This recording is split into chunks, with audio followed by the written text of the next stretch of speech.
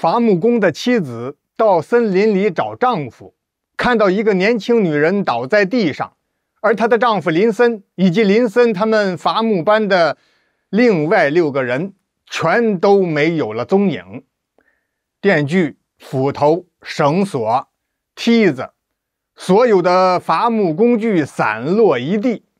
倒地的年轻女人已经昏迷了，左小腿几乎全断了，像是被野兽咬伤所致，血流不止，危在旦夕。穆小英也顾不得找丈夫林森了，她用自己的头巾包裹住了年轻女人的伤口，然后背起这女子，顺着来时的路快步奔跑。早一点到医院，估计还有希望，要是晚了呀，这女子肯定就没命了。刚跑到接近林子边，穆小英猛然停下了脚步，整个人像是被施了定身法一样，一动不动了，大瞪着惊恐的双眼，盯着眼前突然出现的一只斑斓猛虎。双方只是坚持了片刻之功，那老虎一声长啸，直扑穆小英。穆小英根本就没有闪躲，怎么？腿早已经不听使唤了，眼瞅着就要丧命虎口。突然噼里啪啦一阵清脆的鞭炮声在老虎面前响起，同时有一束强光直射向老虎的眼睛。斑斓猛虎受到惊吓，扭头就跑，很快钻进了密林深处。穆小英浑身冰凉，一脑袋白毛汗，就听到有一阵杂乱的脚步声从不远处朝他走来。扭头一看，是几个陌生人，有男有女，穿着奇怪的衣服。这位大姐，不用害怕，我们是野生动物科考队。这只老虎虽然暂时被吓跑了，不过它随时可能会回来，咱们必须得马上离开。说到这儿，几位科考队员全都认出来了，穆小英背上背着的正是他们正在寻找的女队友隋依依。隋依依今天向队长提出要求，让大家按照他指出的路线到密林深处去找寻老虎的行踪。队长不同意，隋依依竟然趁着大伙没注意，开了小差，独自一人去寻找老虎的洞穴。结果在密林深处还真就让他碰上了一只老虎，不过是一只幼虎，小老虎。隋依依胆子可真大，他估计这小老虎离家不远，于是跟踪着这只小老虎，想要找到老虎的洞穴，以便观察大老虎的生活状态。一开始小老虎发现有人跟着他，有点害怕，后来小老虎烦了，扭头就朝着隋依依咬了一口。隋依依身手敏捷，一个蹿跳他躲开了，这可激起了小老虎的兽性，他追着隋依依，想要吃了这个不速之客。隋依依这才开始害怕了，拼命逃跑，跑着跑着被倒在地上的一根树枝绊倒了。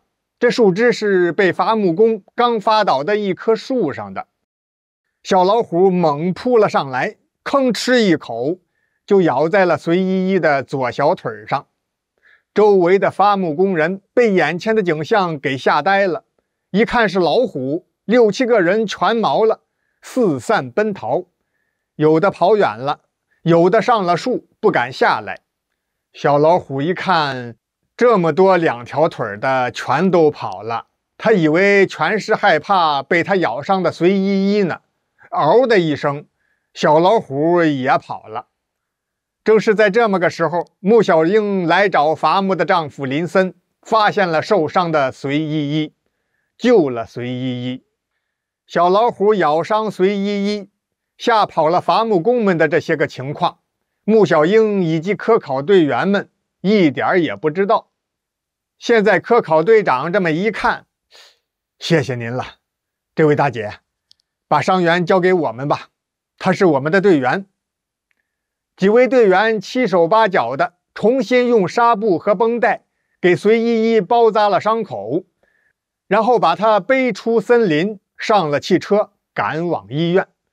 穆小英呢，死活不听科考队长的劝说，他没有跟着科考队一起逃生。穆小英要找到自己的丈夫林森，现在老虎就在周围，如果我不提醒林森他们，丈夫林森和他的伐木工友该是有多么的危险啊！穆小英回到了伐木队的施工现场，跟刚才一样，还是空无一人。穆小英实在是没有别的办法，她冒着引来老虎的危险，喊了起来：“林森，林森，你在哪儿呢？你们在哪儿呢？”连喊了几声之后，穆小英没有听到任何的回应，她失望了。看来林森他们很有可能已经被老虎给吃了。小英，是你吗？小英。这时候头顶上忽然有人喊穆小英的名字，穆小英听出来了，是丈夫林森的声音。小英，你快上来呀，爬到树上来，小心有老虎。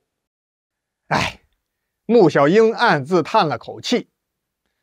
林森，我哪会爬树啊？你快下来吧，咱们赶快回基地去。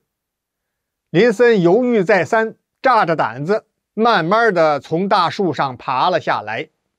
边逃跑，林森夫妻俩边相互讲述了刚才的经历。回到基地之后，伐木队的另外几位工友已经全都回来了，真是万幸，没有一个受到老虎攻击的。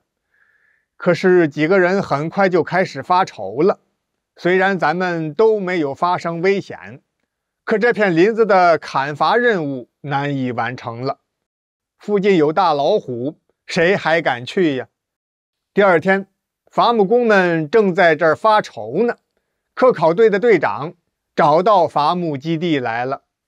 他来这里呢，一是感谢伐木工妻子穆小英对他的队员孙依依的救命之恩，因为送医及时，孙依依经过县医院的医生抢救，已经脱离了危险。另外还有一件事情，就是劝告伐木队员们，大家最好是改到其他地区去伐木，或者是改行，因为这一片森林啊，面积每年都在大量减少，已经严重影响了野生虎的生活，再这样下去，老虎会灭绝的。科考队长还表示，很快他们就会向政府提交报告，建议完善法律条款，保护森林，保护野生动物的生存空间。这几位工人一听，大家都不住的点头。最后有人真就改行了，有的到其他地区去伐木了。